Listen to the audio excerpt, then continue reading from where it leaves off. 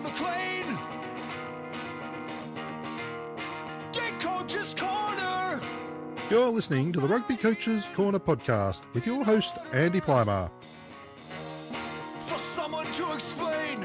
bringing you up-to-date coaching concepts from the world of rugby, The distinction between these mandatory. sharing ideas to make the game better. All right, welcome to episode number 18 of the Rugby Coaches Corner podcast. I'm joined today by Tyler Leggatt. Tyler is based in Toronto, Canada, and is the head coach and director of an academy called Upright Rugby. He's played rugby for 15 years in both Canada and Australia, and as well as some time with the Canadian Classics team as well. He started coaching when he was 20 and has been involved in school, club and university rugby. But now dedicates his time to Upright Rugby and its player development program. In Upright Rugby, he specialises in skill acquisition, assessment and refinement. And it's a pleasure to have you on the show, Tyler, so welcome. Thanks very much. It's a pleasure to be here. I certainly have enjoyed your show all along. I gave you a ring right away. So when you started this up, I think it's a fantastic idea. So pleasure to be here. Thanks. Awesome. Thanks, man. Appreciate it. All right, so went into a bit of your backstory there. Can you elaborate a little bit on some of that stuff? It's a fascinating game for me and one that's become sort of a pursuit, a lifelong pursuit. I didn't start really young. I started in high school. I was about 15. And, I've been playing soccer and I've been playing basketball, but I was a pretty aggressive kid growing up. So I sort of lent itself to rugby, I think. And, as I sort of developed as a player, I wanted to keep playing more, and there were certainly good opportunities with clubs in the area, but I knew eventually I'd have to be moving on. So when I went and I traveled overseas to do my schooling, I got a chance to play over in Australia as well. But the coaching stuff, that's also been a bit of a journey. I think I had some really good coaches when I was younger, and they weren't always rugby coaches. But they've always made sort of a positive impression on me, and I think about those ones and what it did for me as a young man. I know that there's sort of that influence for you as an adult and what you want to do. So it's been a long time happening, a long time in the making, but it's rugby, and it's been those influential coaches all along that's got me here. Yeah, absolutely. They're pretty important, huh? It's interesting when you talk about coaches. I've heard some of the great interviews that you've had, and the things that keep coming up in terms of coaches are those personal attributes. It's not just what they do and what they know, but it's how they make you feel. And I think the ones that were most influential with me were certainly ones that made me feel good about what I was doing. Even in those tough moments, they really connected with me. So I've been fortunate there. Yeah, good lessons there for sure as a coach now. All right, cool. So you're now focusing your time on Upright Canada, the Upright Canada program. What's a general description of that program with regards to when it runs, athlete profile, contact time with the athletes, the different programs and those kind of things? Yeah, it's a very comprehensive program. Something that's been building since 2007 when I started. And originally it started as a summer vocation for me. I'm a high school teacher full time. Yeah. And, I've been landscaping for years in my summers, and at that time I was pursuing some pretty high-level playing. I wanted to crack at Canada. I wanted to crack at the national side. The RCSL was going on at that time. And so being involved in that and, knowing what the long days of landscaping can do to you, there's only so much energy I had to dedicate to training. And so I like coaching. I love being involved with kids. So I really decided to sort of change gears and get in and start a summer camps program. So that's how we started off, is just running camps for kids. We had some growing pains, but I got good people involved. Dan Pletch was young at the time. He got involved. Brooke Hilditch was another. She's a very talented female player. She got involved, and we did our summer coaching together. We ran camps together for 2-3 years, just in Oakville for the first few years. Right. It's growing since then, though. Out of those summers, we connected with a couple critical athletes, and the real tipping point was when we connected with a young player who's at Western now. He's in his final year. His name's Mike Santangelis. His dad sort of said, we really like what you do for my son. You do training in the winter. And it hadn't occurred to me at that time. But he was familiar with the hockey model. And consequently, I was at McMaster University, where we have a really comprehensive off-season training program. I was an assistant coach there. And so just looking what Mac had set up in its program, Mr. Dave Santangeli came in and said, you got to think about what hockey's doing with their sport. Rugby needs that. I really think you'd be good at it. And so, he was sort of the push to send us into this player development program that we run now through the winters. That's great. And so how long has that player development program been going for, and what's it entail? This is our fifth year, I believe. 2010, this is our sixth year, heading into our sixth. So it's a 20-week program. It always has been. I think it's evolved and it's changed. In its first years, we had a very, very talented group of athletes, and that's not to say we don't have talent now, but that core group. Out of that group, we had, I believe, 8 people go on and play with the junior national team at that point in time. Yeah. Names like Chris Woodhead, who's at Mac now, Sawyer Heron, who's the starting hooker at UVic, and of course Justice Sears-Deroux, who just recently played with the World Cup. All of those young men were involved with our program. A very talented female at the time was Charlie Mocon. She got early recognition as a talented athlete and player for Canada. So this really strong core group, and some of them are still playing high level. Kainoa Lloyd is playing with the Ontario Blues. Eric Garnham suffered some tough injuries, but he was a really talented player at Canada U18. So as we've gone through that, and we realized we've attracted other athletes. We've also realized that we've had to change our program. We can't always cater to the elite athlete. There are other kids that want to get better, and for sure. I guess the focus isn't necessarily to make elite athletes, which is why we changed from the elite athlete development program, and we've renamed it now the player development program, so that it's kids of a variety of age groups, of different experiences, of different skill levels and abilities come into the program with the same goals, though, to be the best player they can be. Okay, that's great. I really like that. How's the 20 weeks broken up? How often do you see the kids, and how many staff are involved in those kind of things? Yeah, excellent question. We get over 150 hours of training with that PDP program, and that doesn't happen at every age grade. We've got U14s. This year we introduced a U12s. Great. The 150 hours really focuses on the U16s and U18s. They're training 3 times a week for 20 weeks. Wow, that's awesome. It is. It's really good. We start. The timing's important. I think as an Aussie coming to Canada, you realize that hockey's one thing, but also the other traditional sports are still pretty influential. So we don't actually get rolling until the gridiron season stops at the end of October. So we start up that last week of October, and we roll right until the end of March.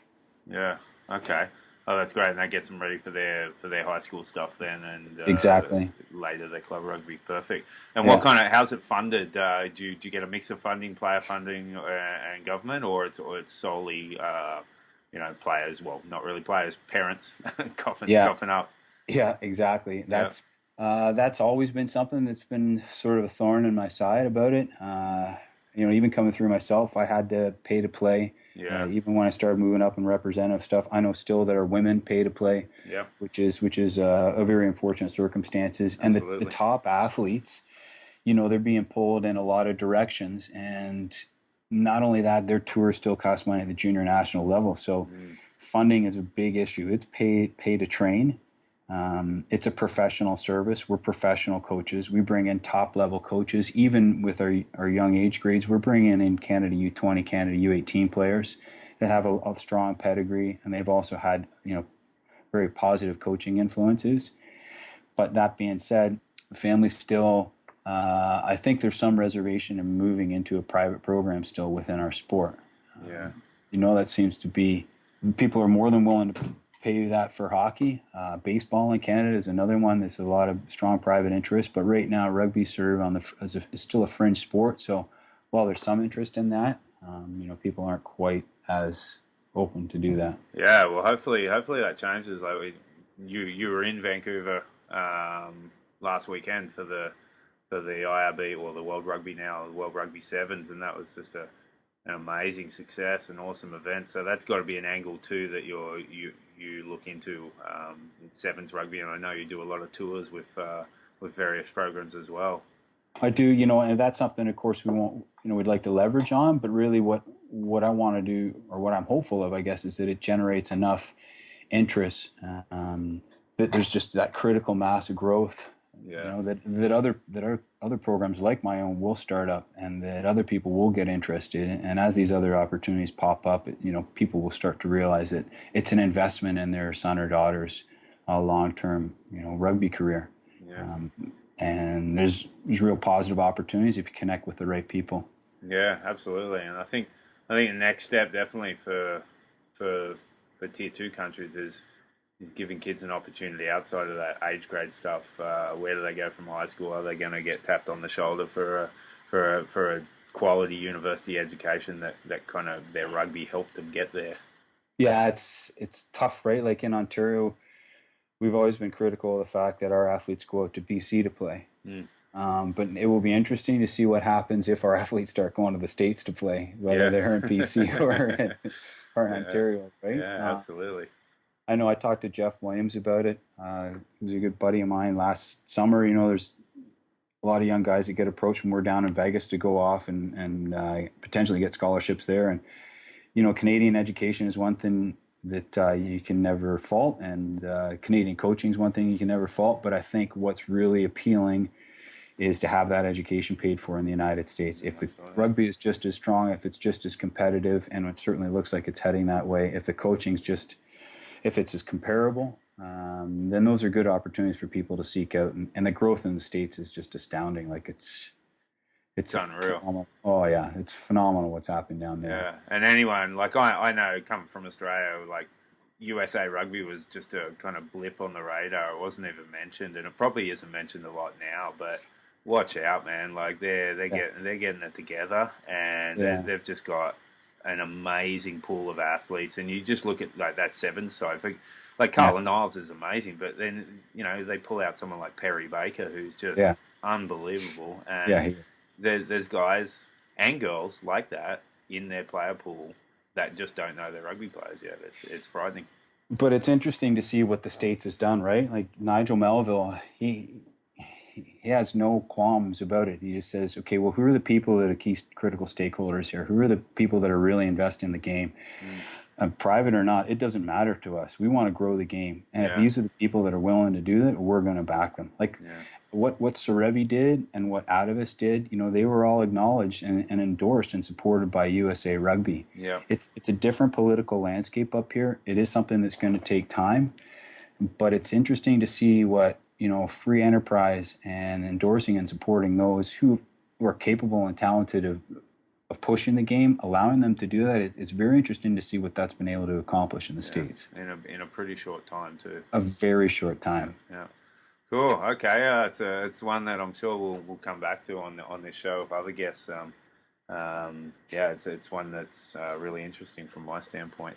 All right. So what have been some of the challenges of running a private academy that like you do, and if anyone was like looking to do exactly what we're just talking about and develop players and try and create players for the national pool, what would be some advice from your, it's probably close to a decade of experience of doing such a thing? Yeah, the biggest impediment is actually facility. Yeah.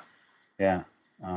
As strong as a brand as we've been able to grow over the past 7 years, as positive a reputation as we have within the rugby community, it's facility, and it's when we can get the time on the fields.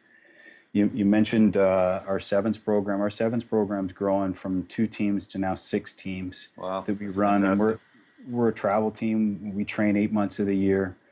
And really, the fact that it's the Upright Rugby Academy, that's a bit of a misnomer to a lot of the stuff that we actually do. That there's a player development program. There's summer camps that we do. Mm-hmm. But really, if there was the traditional concept of an academy, and taking athletes and working with them over a long period of time and putting them in a competitive structure, that's where our sevens program really fits in.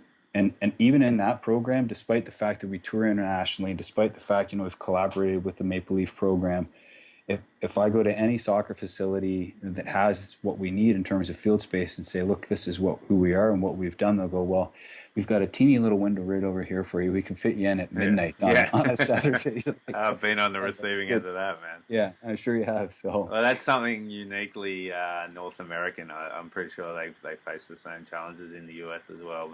But availability of field space in the southern hemisphere, well, in Australia, I can only speak for. It's not an issue, you know. Like you can get a field, you can get it outdoors. The climate's conducive to that, but especially if you're running a winter program, you need indoors. You need field turf. You can't just use a basketball gym. You might be able to use it for some, but you need, primarily be on field turf, and that's costly. And people look at rugby and say, oh, like, don't you guys dig up the field? Don't you do, I don't know, weird stuff that's gonna influence like how we run our business? And it's quite the perception that people have who are not from rugby. Yeah, very true. And so then you think about what it takes to run a program like this or create it. It's facilities is paramount. You know, if there are good people involved and if they're passionate and truly committed to what they do, they'll be able to start a program. And I know there are others that have tried and have had some success. And I'm aware of others that are trying to grow in BC. And it really takes an earnest, passionate, committed effort to do that. But even if you are driven to the ends of the days, if you don't have a place to go and train, you don't have a place to go and train, absolutely. Right? Yeah, and I feel that pain. Like I'm in the third year of running the Quebec Academy, and we've got a great little facility, nice turf, indoor turf, and it turns out we can't go there next year because they're tearing the whole building down and building condos. So the priorities are a bit slanted there. Yeah. So where are you going to end up? You end up in a warehouse that's got like these I-beam pilings about every 20 feet or whatever. It's a good agility drill, but it's not conducive to training. No, absolutely. All right, cool. Yeah, that's some good challenges. What else have you got? Like, what other things like little speed bumps have you come across? You know what? I think for it to become a prodigious program, we need to find a way to be more successful at establishing and really working on positive relationships with people that are in the game. And I mean that have a vested interest from a government level or a vested interest from a commercial level, and really work on those relationships so that we both see that we have mutual interests at heart, and at the end of days, it's the same goals in mind.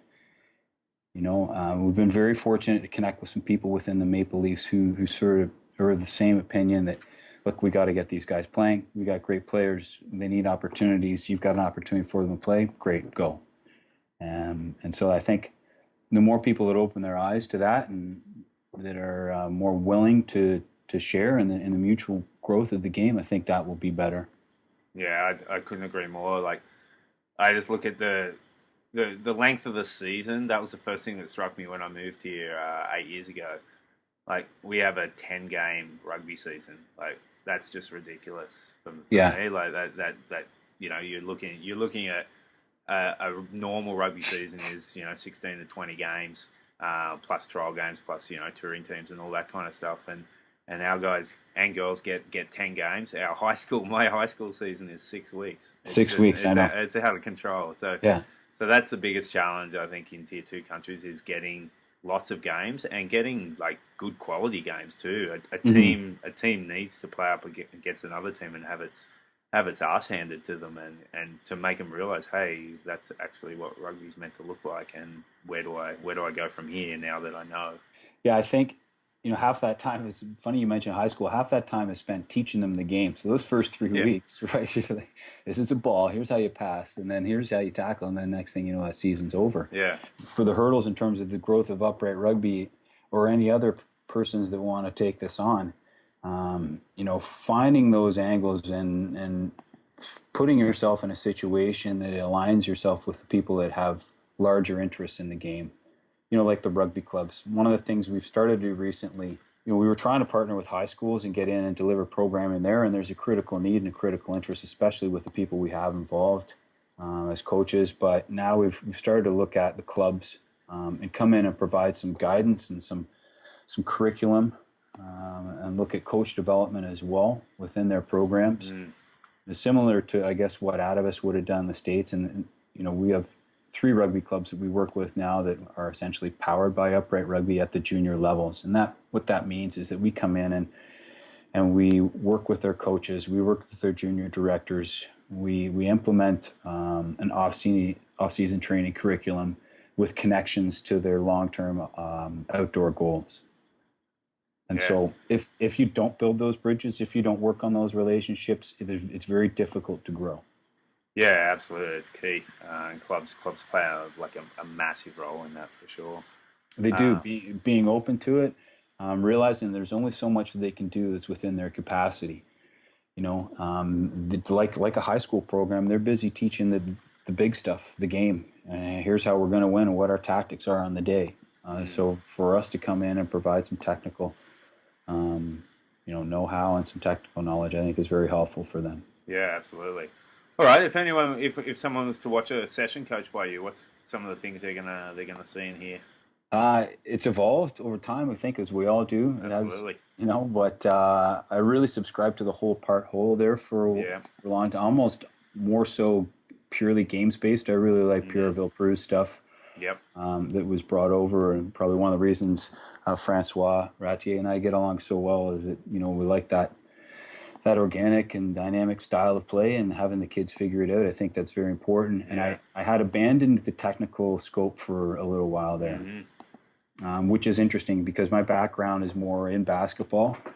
And I remember some of the best camps that I went to in the States, there was a heavy emphasis on technical skills.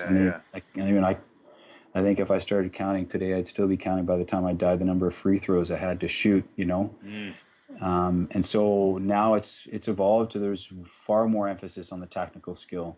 So we do whole part whole, but every part is a technical focus. Yeah. So our games are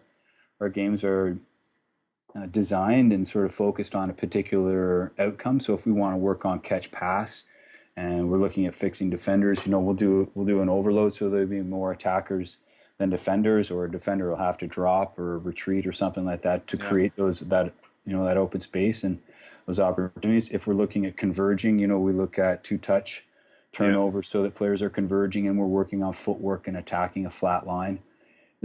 But at any point in time, if we see that something's not working in that technical component, if it's footwork, if it's catch pass, if it's just catch, if it's extension, if it's whatever it is, if it's depth, then the breakout will lend itself to that need at that time. Yeah, I'm the same. I think that's a teacher kind of fallback as well.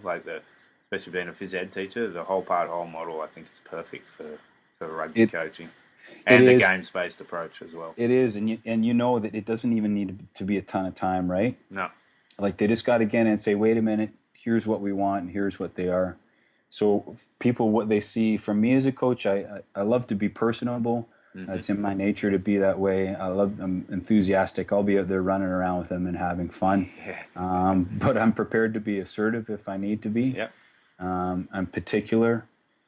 If the outcomes, if I say freaking long and strong and it's not long and strong in that ball placement, it's a turnover. Yeah. A lot of call out too. And so, I try to come up with names and phrases. Little things like alliteration or some teaching stuff that's going to be helpful for them.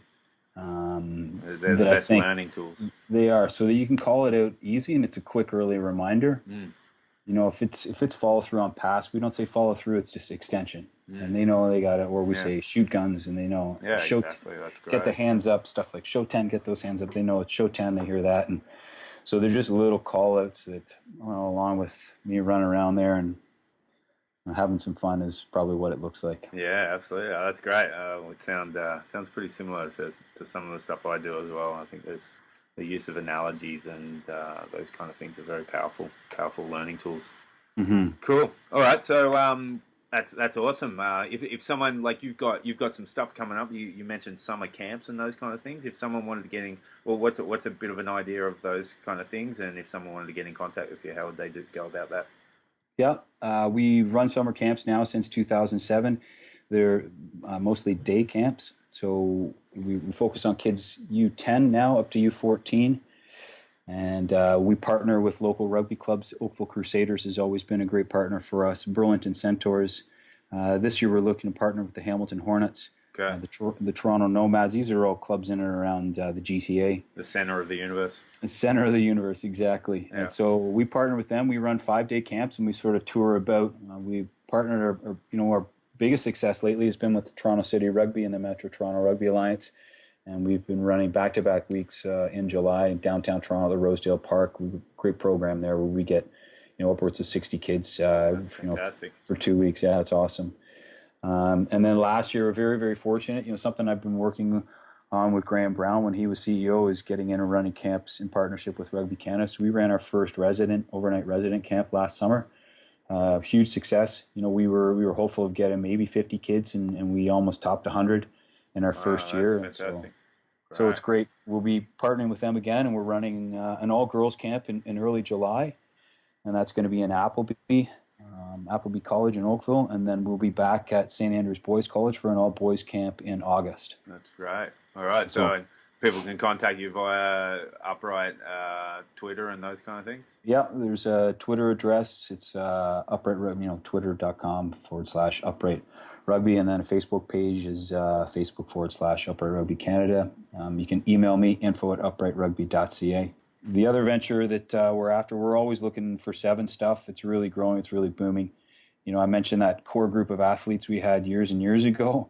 If it were up to me, I would have made a sevens team back then with those guys. Unbelievable. So now where we're at, we realize that we have to have that. And so we start training mid-June, and we go through summer tour schedule. We train all the way through fall, and then the pinnacle tournament for us is Vegas, and we're thinking of alternating Vegas and Vancouver every other year.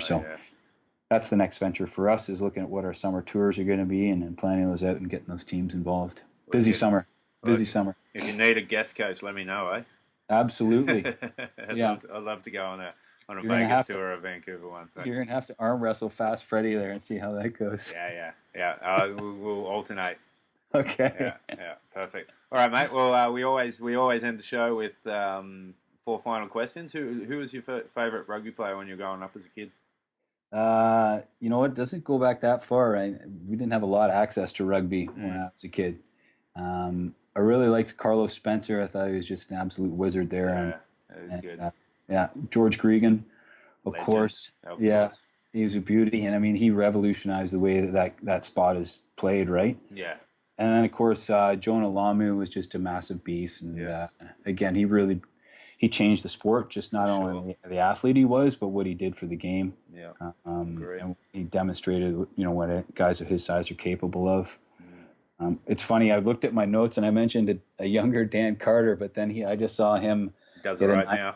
Yeah, he does it right now. He had a 94 meter breakout there with his team on the weekend. So he's unbelievable. I can barely think of many players in the past or in the future that'll compare to him. Yeah, I look at him and I just think, generational player. You're not going to see one of them again for another 20 years. Not putting down any other elite 10 or anything like that, but Australia had Steve Larkham, New Zealand had Dan Carter, and Larkham was nice. I liked him. He was very smooth as a player. He just had a nice grace about him, and always just floated that ball out there nicely. But Carter, there's a little bit of a slash in there. He had nice footwork, great acceleration. That's what I really liked about him. And I still think about that Lions tour in 2005. He did this grubber down the sideline, ran out of bounds, came back in and pinned it in the corner for the try. And then, I don't know, he must have scored 20 points that game. It's incredible. Well, I'm pretty confident Stephen Larkin can do that as well. All right. Next question. Who's one of your favourite rugby players going around right now? Besides Dan Carter, I've always loved Matt Giddo. Yeah. He was probably a player similar to myself, Johnny Wilkinson. I was more of a defensive 10 than I have my moments, but I love to hit, and it's great to be able to see a first 5/8 be able to go out and knock on the big guys. Back row stuff, I love Michael Hooper. He's phenomenal. But Conrad Smith is another one that's out there, the snake. I just think in terms of an all-around player, he's pretty special. He doesn't shine like Dan Carter or these others might, but he's steady, and the fact that he's doing what he's done for so many years and at such a difficult spot to defend, such a key spot to attack from, he's one of my favorites. Yeah, he's come up a few times in the show, and I really rate him highly, mainly for that defensive aspect too. It's just he doesn't miss tackles. No, and it's such a challenging position to defend, right? For sure. What about? Oh, sorry. Yeah, go. Yeah. I was just going to say there'd be some sevens guys as well. Yeah, sure. We'll give them a mention. Why not? They are rugby players. Yeah, apparently. Even though the first one's built like an 800-meter runner, I'm just blown away by what Perry Baker's doing these days. It's unreal, eh? Yeah. I mean, I don't know if he played rugby in high school, but even if he didn't, the fact that he's doing what he's doing on the international stage is awesome. Yeah. The patience down the sideline in Vancouver there, he had that break up the sideline and then a little show and go as the defense collapsed, and then he just accelerated again through the middle and scored that one try. Phil Mickelson, I wrote down Phil Mickelson. Who's the guy? Phil Mack. Yeah, Philly Mack. I actually was fortunate enough to play for him a number of years ago. The Classics were out in Calgary for a game there against the Yanks, and we recruited some young guys to come in there and help us try to put one over on the Americans there. And he is just an unbelievable player. Is not only what you see in terms of his skill and his mobility, but his strength per weight is really what sets him apart. And I think you saw that in that one game where they sort of took it on their shoulders against the States when they went down. And then he got fire in his eyes. He went down that sideline. He fended off that guy for the try. It was incredible. So he's a great player. Yeah, great. Yeah, I agree. He's, if he was in a Southern Hemisphere country, he'd be a starting Super 15 player, hands down. Absolutely. There's no doubt in my mind. Okay, and what about coaches? Who's a high-profile coach that you like what they're doing? I would have to obviously comment on Graham Henry. Yeah. Just the reverence that people have for him. I got to meet him. Really soft-spoken, has a calm demeanor. And you can tell that he looks at things from a learning perspective, that there has to be a process involved. And I like that he's, critical of himself. He talked about giving speeches, and he used his sense of humor well, which I think is a valuable asset as a coach. Yeah, I bring up Michael Cheika does the same. Yeah, absolutely. It was great to finally get to meet him and see him at that rugby summit. Yeah, that was fantastic. You can tell that when he wants to lay it on the line, and when he really, you can tell when he's going to drop the hammer, right? But he has a great sense of humor, and again, there's the personal side of the coaches that I think players need to see. Absolutely. And what about someone with a lesser profile that's chipping away and doing good work?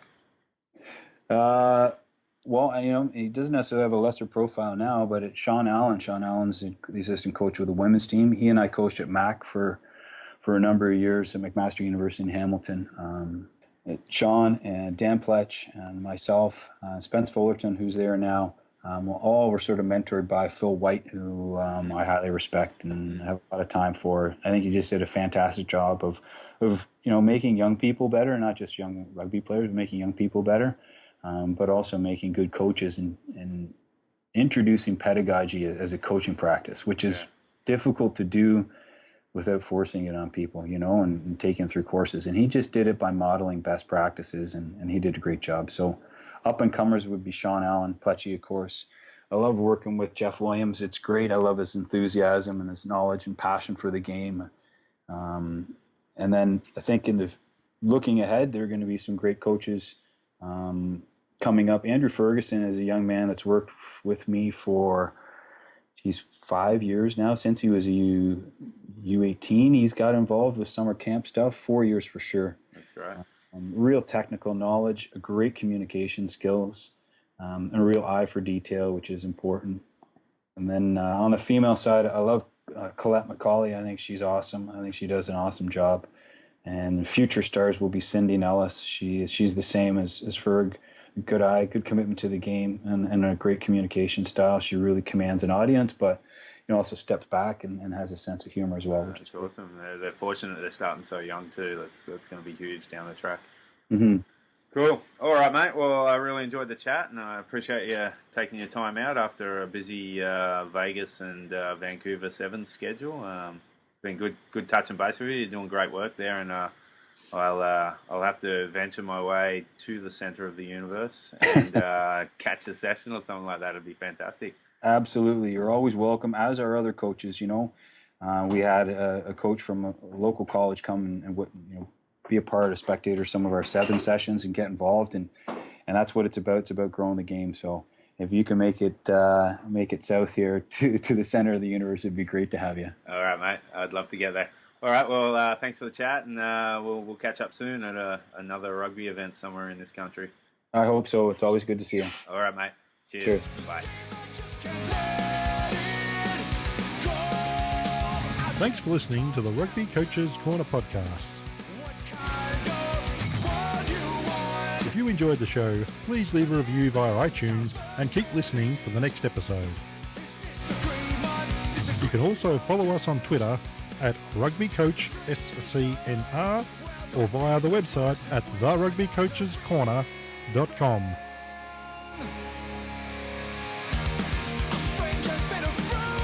Until next time, keep sharing ideas to make the game better.